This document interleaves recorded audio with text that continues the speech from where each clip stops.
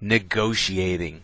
Does just hearing the word make your heart sink a little? Does the notion of used cars and awkward interactions come to mind? Well, not if you're Mimi Donaldson. Mimi has taught the art and skill of negotiation to groups ranging from Fortune 500 companies to women's social groups. And speaking of women, Mimi has a thing or two to tell them about what they're not getting right when they're playing with the boys. In fact, Mimi thinks women could benefit from wrapping their heads around sports to improve their ability to play in the big leagues of business. We're going to hear about this and more from Mimi Donaldson right after my public speaking tip of the week here on Full Speech Ahead, so stay tuned. Ask not what your country can do for you. Ask what you can do for your country. Free at last! Free at last! Thank God Almighty! We are free at last! Mr. Gorbachev, tear down this wall. Each one of you has your own platform. Mine is a stage in a studio. Yours is wherever you are.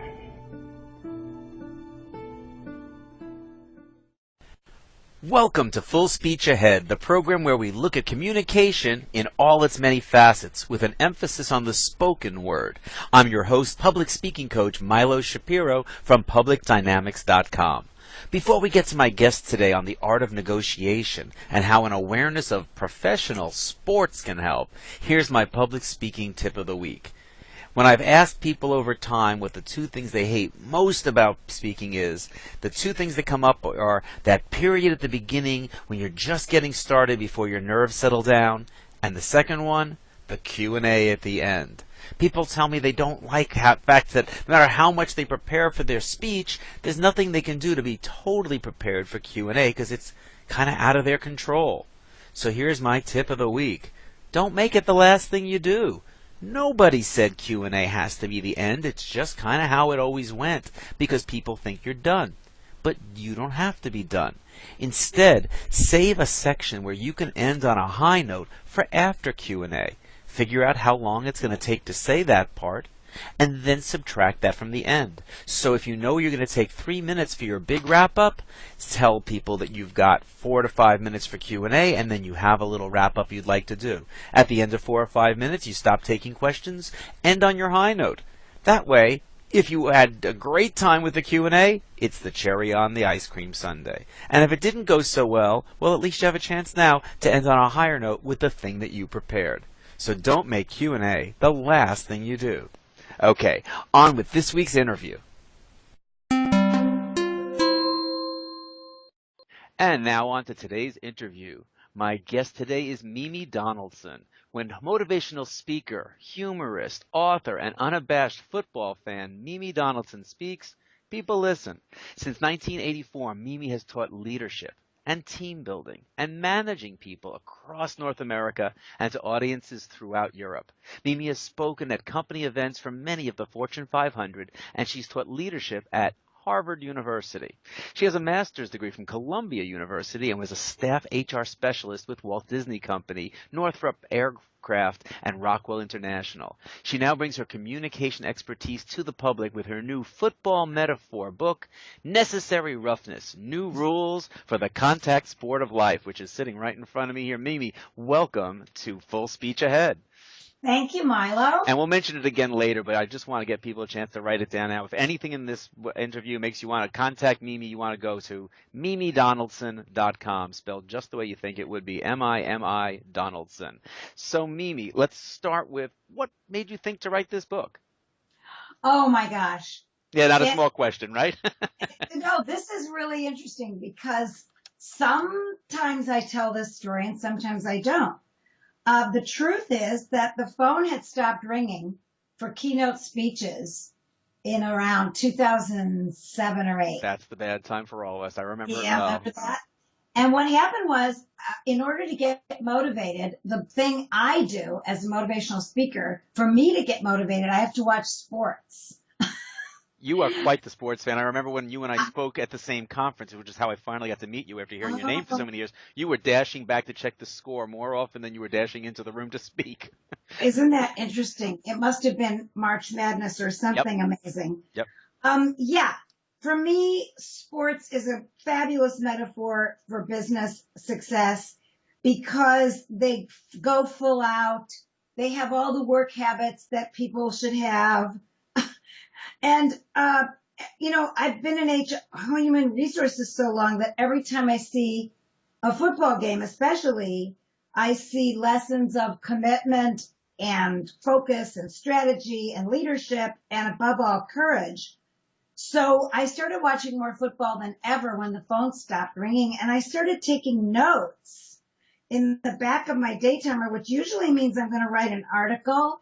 And if I take too many notes, it means, I think this is a book. So, because the notes are ostensibly just to bring to the next class of managers or the next speech.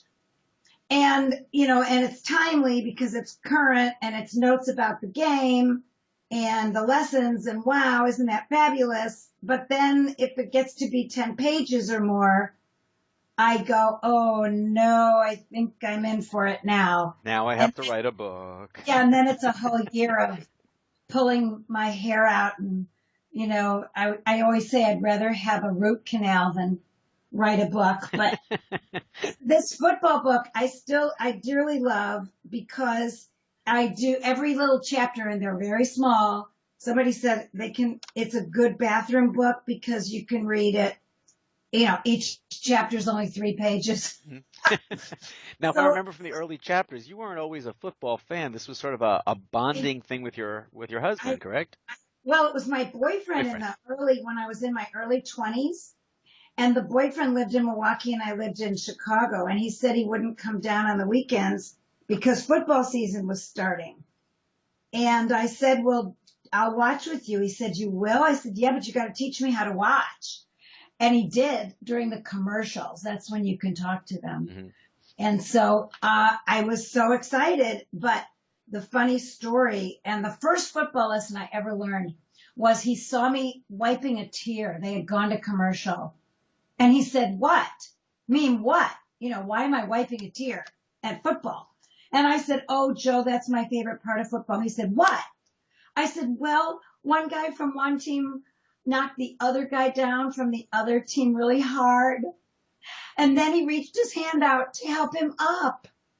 And Joe said, what are you talking about? He was a little annoyed. And I said, oh, it was just so sweet. And he goes, meme, it wasn't sweet. And then he said the sentence that I used at women's conferences for 3,000 women at a time. I thought it was so important back then because I had never heard it before. He said, the whistle blew, the play is over. And I thought, wow. And that's the business lesson. That was my first business lesson. The greatest compliment you can pay an athlete is they have a short memory. A football quarterback can throw 3 interceptions in a row, and then he can go on and throw 4 more touchdowns. It's just they forget what they did before. They have to put it behind them. And what I find and why I wrote this book dedicated to women in business is that you have to put it behind you. You have to blow the whistle.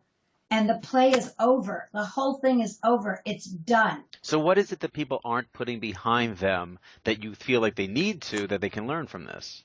Well, I was the prime example. I was all stuck into, why isn't the phone ringing? Why don't I have as much business as I used to? Why do I have to do something different now? Because it always worked before. You can't dwell on the fact that you used to do something or you used to have more success. They don't do that on the field. They never do. And women especially, from personal relationships with women, they have longer memories. Mm. And men just want you to be done with it. Once you've talked to them about it, they're done. Yeah, we don't, and we don't tend to hold grudges in the same way. Exactly. Which in the business world is, you can always say, that's it, I'm not going to be friends with her anymore. But you can't say, that's it, I'm not going to be coworkers with her anymore. Exactly. And what I find out is that women are very They remember things and they have tones of voice and they have trouble putting it behind them. Interesting. So the title, I'm going to repeat the title again to bring back a question. It's called Necessary Roughness, New Rules for the Contact Sport of Life. So when you say necessary roughness, are you saying that women need to be tougher or that it's rougher than, but what does the phrase mean to you? Yeah, exactly. Well, in the 80s, I taught a course called Assertive Communication. You? Hard to imagine, Mimi. Yeah, me? Yeah. So I taught teachers, I taught nursing groups, I taught corporate people. I taught at corporate environments. I won't even name the companies, but the managers were going crazy because they would say to the employee, do you understand what you're supposed to do? And the employee would nod and not really understand. So it takes assertiveness and to be able to say, actually, no, please repeat that. Please tell me the part again. How do I start? It takes some guts. Yeah. And so now women have learned assertiveness. We're now in 2014. It's not the 80s. It's not the 90s. But now women need to even get their knuckles in the dirt on the line of scrimmage and realize that you don't get the penalty for necessary roughness. That's part of the game. The game is a contact sport. You get a penalty for unnecessary roughness. So I'm not telling women to be unnecessarily rough or to change their personality. I'm just talking to them about sticking to your guns, how to say no, negotiating everything, and talking very straight and not making people read your mind. It's that fine line sometimes, though, between saying no and negotiating. When we come back from this break, I want to ask Mimi, how do you do it? How do you start the negotiation, especially when it's your boss? So we'll be right back after this. Another boring conference. Liven it up with IMPROVentures and the fun of improvisation. Check out motivational speeches and entertainment that get everyone learning through play and laughter. For smaller groups, Teamprovising is our teamwork and communication program with more feedback and fun. Plus public dynamics, keynotes, training, and coaching on public speaking skills. You can be more effective in front of groups. Learn more today. IMPROVentures, 619-542-0761, or see videos at IMPROVevents.com. We are back for the second segment with my guest, Mimi Donaldson. And when we left off, we were talking about negotiating. And that's not easy. Even in 2014, it's still sometimes hard for a woman to stand up to her boss and negotiate instead of saying yes. I know as a man, it's not easy. And then you add the gender thing in and it's even tougher. So let's get some ideas and some tips on when the boss says something and you didn't understand or you don't think it's a good idea. How do you begin the negotiation and get that assertiveness? Well, first of all, you have to have that assertive attitude. I mean, I'm about 10% attitude, 90% action steps. But we start with the fact that we're going to be as rough as it takes, or as firm. Firm is better than rough. Mm-hmm. And we're going to make our stand, and we're going to be clear about our goals. You'd be surprised how many people go into a negotiation not real clear. They see, how far will the other person go? Well, that makes sense. They didn't set a bottom line. Yeah. They didn't set goals, but you really need to be in control of the negotiation. Goals and bottom line, so you know how far you can possibly go if you don't reach your ultimate goal. Exactly. Yes, exactly. And that's one of the steps of negotiating that's very, very important. That before I started studying negotiating, I didn't really think about that. I only thought about goals. Okay, I want to book this speech. I want to book this many clients to a speech coach, but the bottom line is if somebody gives me a number of the dollars that they can pay, can I do it for that? Is that okay with me? Mm-hmm. I once had a guy who said a sentence that it was so great. This was the beginning of my career of being in my own business in 1984. And he said, what number can you charge me where you will feel good doing this contract? Wow, what an interesting way to put it. Isn't that really good? Yeah. I never forgot that. He said, what's the number where you will give 100% to this effort of doing this course?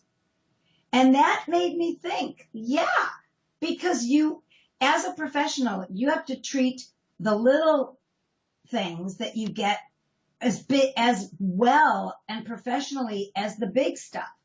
So some big company is going to have me speak for 10,000 people, which has happened. Am I going to do a better job there than speaking for 20 people? I hope so. No, it's actually going to be the same. Oh, I see what you're saying. Okay, I misunderstood. So, quality. You have to have the quality because there's no such thing as off the record. So in that little freebie speech of 20 people, there could be somebody there who has a need that they see that you'll fulfill, and they go, oh, that's the speaker I need. Gotcha. No. So you're always on view. And you always have to be ready. Just the other day, there was a negotiation, and here's a good sentence to start a negotiation, even with behavior, but this happened to be money. And before I accepted the money, I said, I've got to ask, is that your bottom line? Because I teach, and I did a little disclaimer. I had, I teach negotiating, and so I really have to be true to myself and ask you, is this the bottom line? Or can you come closer to my number? And, then you have to wait. Yeah. And I'm waiting to hear right now. And I'm a little freaked out because this is the risk, and this is why you have to be strong. You can't just say, I'm tired of waiting, I'll cave. Exactly. And most people cannot wait through even a pause, much less 24 hours. So it's been 24 hours, and I'm thinking, do I call him? No, because and I said, if this is your bottom line, please let me know. I look forward to working with you. In other words, I said I would do it, kind of, but I don't want to leave money on the table. I mean, what if that was his opening bid? Right. See, in some cultures, if you accept the opening bid, they don't think very much of you. Interesting. I mean, that's true in Asia, but it's not true here necessarily. But with some, I find it with men, sometimes they put out an opening offer and it's just the start of the game. And while they enjoy the game to some degree, if you just cave, they'll just take it. They enjoy the game, as I find out, more than women. Oh, sure. And what I tell women is, you gotta hold firm and play the game, because you're playing with guys who love to play games. Everything is for points. And that's a real difference between men and women. Men do things for points and they're not embarrassed about it. I mean, it's just, they're getting points. They love it. Just like they like the sports games, and you had to learn that later in life. I'm curious, with the book having so many sports analogies, do you find that men are more likely to read the book because it's got the sports, or that women have to come around and accept the sports analogy to get what you have to say? Because it's sort of between the two worlds. That's a great question. The truth is that, and my research shows, that women are the fastest growing segment to become fans of football, NFL and college. So they're converting in droves to be real big football fans. So I asked the room of 100 women, how many are football girls? And I used to have, at the beginning of 2010, when the book was published, I had maybe 6 or 7 women raise their hands. Now it's like over 50 women. Wow, I thought you were going to say since the 80s. You're saying since 2010 it's changed that much? 2010, yes. Football is wildly popular, and you can, if you Google any of the facts about how fast football is growing as far as fandom, you will find that women are huge. They're converting to being big football fans. That's why there's all that women's gear commercials on the TV, clothing with the teams that aren't just shapeless jerseys, that are really made for women. It's huge business.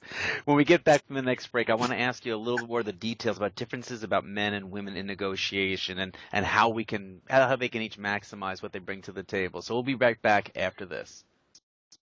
Got photos that need improvement? Freshen your photo. Old family shots that have gotten damaged? Freshen your photo. Want someone or something removed from a picture? Freshen your photo. At freshenyourphoto.com, we turn the pictures you have into the pictures you want. Add muscle, lose weight, lighten face lines, whiten teeth, fix darker off-color shots. See before and afters from dozens of happy customers at freshenyourphoto.com. That's freshenyourphoto.com. Welcome back to our third and final segment with Mimi Donaldson, talking about negotiation and how it relates to the world of sports and the differences between men and women who once upon a time used to draw the line at sports, and she's saying how it's really blurring. But back to negotiating. Tell me about the differences between men and women when it comes to negotiation and how that plays itself out in the business world. Well, the most important difference that I learned from men who actually told me this over many years, is that women use more words. I believe it. And that's actually backed up by the research. And I joke in the class, I say women use about 25,000 words a day. Men use about 15,000. The problem is when he comes home, he's used all 15,000 up. We haven't even started on our 25,000 because we've had to speak efficiently at work and we want to talk and he doesn't want to talk. So that's the funny stuff. But the truth is with negotiating, here's the major difference. Women think talking it out solves problems. Do you agree? Yes. They say, let's talk this out, honey. No matter how long it takes. No. And men actually believe the opposite.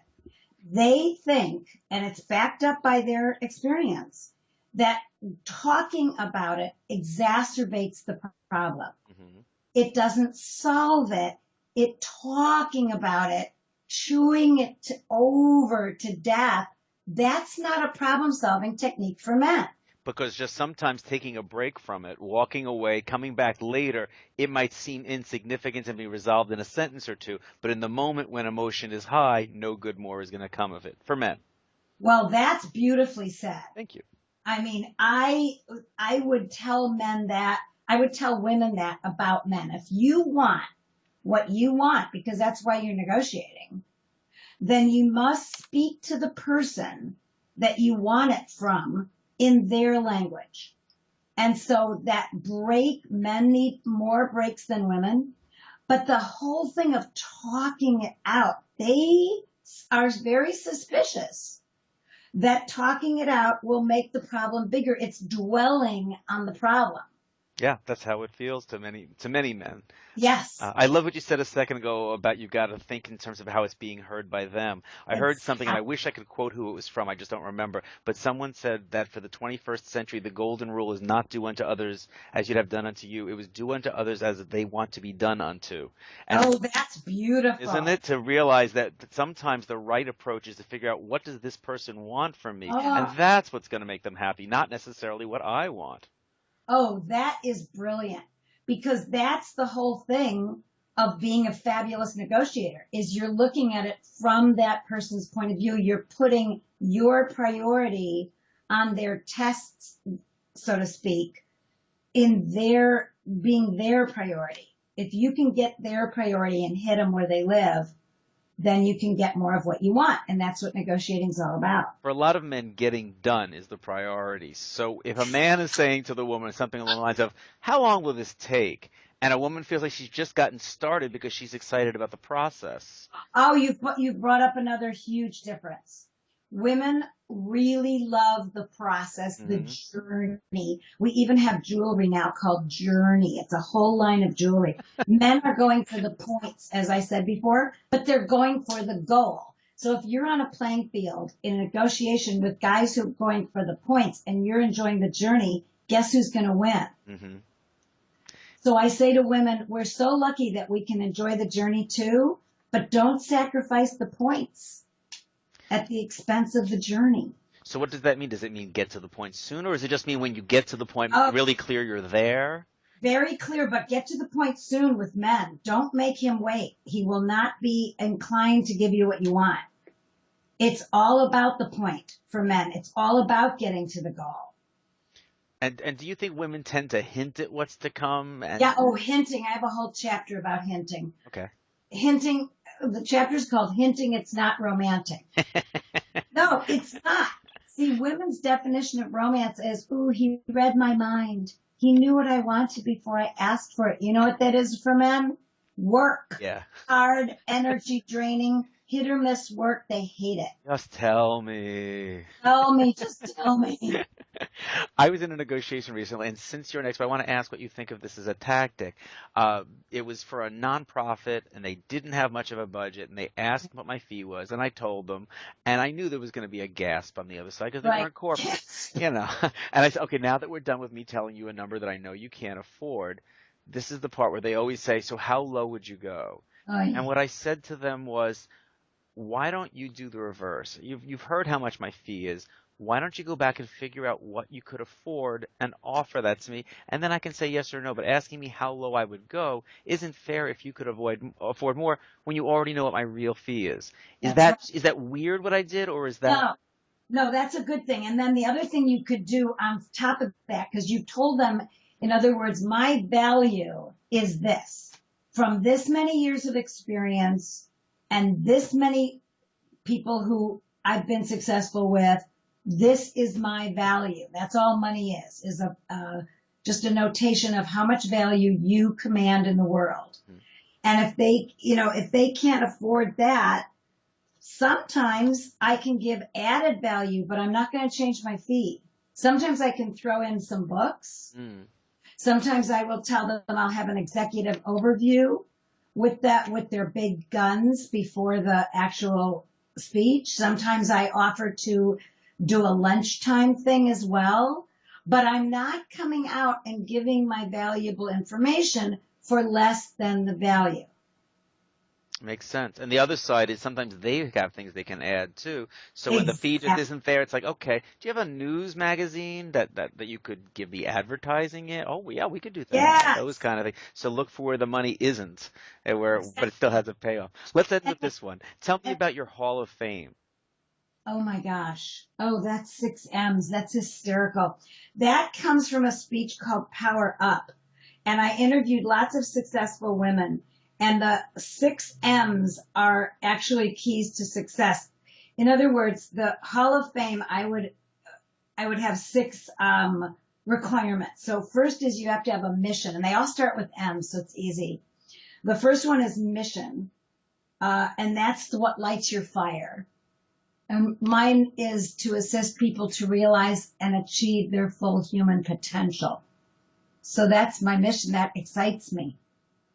And then there's 5 other M's as well. And if people want those, the book is called Necessary Roughness. No, I can tell you all the M's, so I just thought you wanted to take another break. But no, actually, we have to wrap up. I was trying to find a careful way to do that and still plug the book. The book is Necessary Roughness, New Rules for the Contact Sport of Life. And do you have a preference? Are you a more football fan or more basketball? I know you love both. I'm a football. I love football because it's not all about the last 2 minutes. Oh, basketball drives me crazy, except that March Madness is coming up, and I love March Madness. So I will be blogging about the March Madness because I just blogged about ice skating because there's no football. So I was watching the Olympics, the ice dancing and the figure skating. Oh, it just moves me to tears. I love it. And I am so not a sports fan. I got to tell you a story that you don't really know about the two of us, or you might remember half of. You were rushing out of the room at one point because you couldn't see my speech. You couldn't make it down to mine because of March Madness. And I said, hey, if you're a football fan, there's nothing I can do about that. And you gave me this look, and I realized much, much later, oh, wait, basketball, not football. That's how much sports fits into my life. But for you, I knew you had to get out of the room. So, Mimi, thank you so much for being on the show today. Oh, thank you. It's been a pleasure having you back. And as we wrap up here, I just wanted to let people know that they can learn more about Mimi at mimidonaldson.com. The best way to get her book is by going to her website, so don't go anyplace else, mimidonaldson.com. If you enjoyed this episode, please check out other interviews I have at fullspeechahead.com. You can also check out that same site for information about my coaching and training in public speaking for you or your work team. I'm also available for my team building course, Teamprovising, where we use games of improvisation to look at teamwork, creativity, and communication. And my motivational speeches on risk-taking get the whole audience playing along with those kind of games. More at IMPROVentures.com. And with that, I am Milo Shapiro, always moving full speech ahead. Till next time.